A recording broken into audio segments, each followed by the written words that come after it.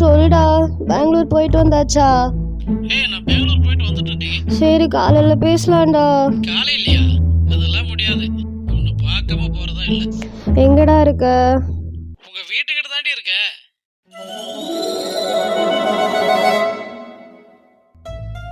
என்னடா சொல்ற?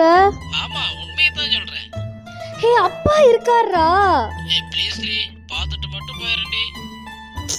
சோ ஏன்டா இப்படி படுத்துற? காலையில வாடா ப்ளீஸ்டா. அதெல்லாம் முடியாது. நீ உன்னை பார்க்க தான் போறேன். நீ சொன்னா கேட்க மாட்டேன்.